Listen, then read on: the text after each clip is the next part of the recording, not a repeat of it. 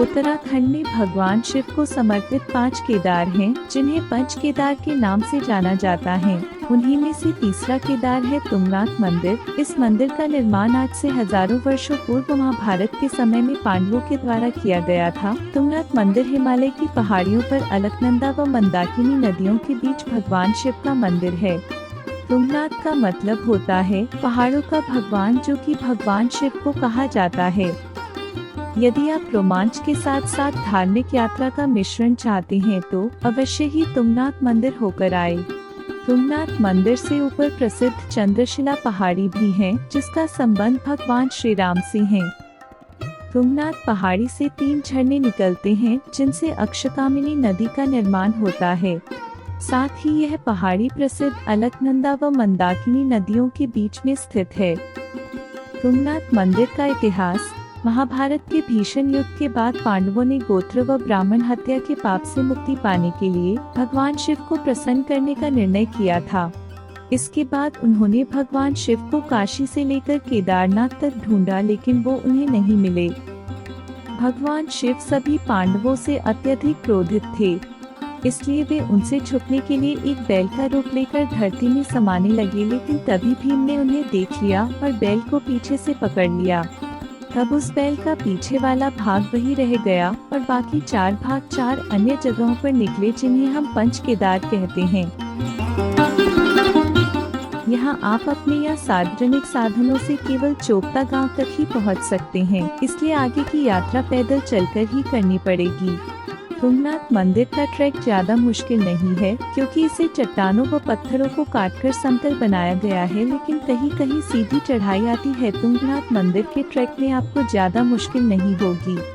यदि आप रुक कर भी चले तो ज्यादा से ज्यादा ये ट्रैक 3 घंटे में पूरा हो जाएगा। लेकिन सबसे मुख्य बात जो तुंगनाथ के ट्रैक को आकर्षक बनाती है, वह है यहाँ का मनोहर दृश्य। तुंगनाथ मंदिर के ट्रैक के बीच में आपको बांस व बुरांश के जंगल पार करने होंगे। ये जंगल गोपेश्वर से चोपता आते हुए ही शुरू हो जाते हैं। यहाँ आपको हिमालय की पहाड़ियाँ, ठंडी ठंडी हवा, कई तरह के पुष्प, मखमली घास इत्यादि देखने को मिलेंगे। यह मंदिर प्रातः काल 6 बजे आम भक्तों के लिए खुल जाता है और शाम में 7 बजे के आसपास मंदिर के कपाट बंद हो जाते हैं।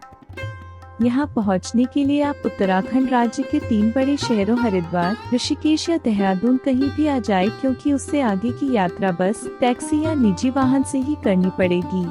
ऋषिकेश से चोपता की दूरी 200 किलोमीटर, हरिद्वार से 225 किलोमीटर और देहरादून से 246 किलोमीटर है।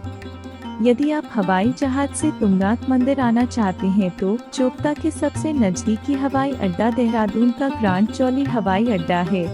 वहां से बस या टैक्सी करके चोपता पहुंचना पड़ेगा। यदि आप सभी भारतीयों की पसंदीदा रेलगाड़ी से तुंगनाथ मंदिर आ रहे हैं तो सबसे नजदीकी रेलवे स्टेशन ऋषिकेश का है। यहां से फिर आपको बस या टैक्सी की सहायता से चोपता पहुंचना पड़ेगा। वर्तमान समय में उत्तराखंड राज्य का लगभग हर शहर व कस्बा बसों के द्वारा सड़क मार्ग से अच्छी तरह से जुड़ा हुआ है। हालांकि कुछ जगहों पर बस सीधी नहीं जाती, इसलिए वहां से आपको बस बदलनी पड़ सकती है। आपको दिल्ली, चंडीगढ़, जयपुर इत्यादि से ऋषिकेश तक की सीधी बस आसानी से मिल जाएगी। फिर वहां से आप आगे के लिए स्थानीय बस या टैक्सी ले सकते हैं। यदि आप वहां रुकने का सोच रहे हैं तो हम आपको बता दें कि मंदिर के आसपास कुछ भी रुकने के लिए नहीं है, इसलिए आपको एक दिन में ही ट्रैक करके फिर से नीचे चोपता गांव तक आना पड़ेगा। चोपता में आपको कई होटल, विश्राम गृह, लॉज इत्यादि मिल जाएंगे जहां आप रुक सकते हैं। इसके अलावा ऊखीमठ में भी कई बड़े होटल व हॉस्टल हैं। सरकार द्वारा विश्राम गृह की व्यवस्था भी ऊखीमठ में ही है, जहां आप रुक सकते हैं। यदि आप परिवार के साथ यहाँ जा रहे हैं तो हम आपको सलाह देंगे कि होटल इत्यादि की बुकिंग पहले से ही करवा कर रखें।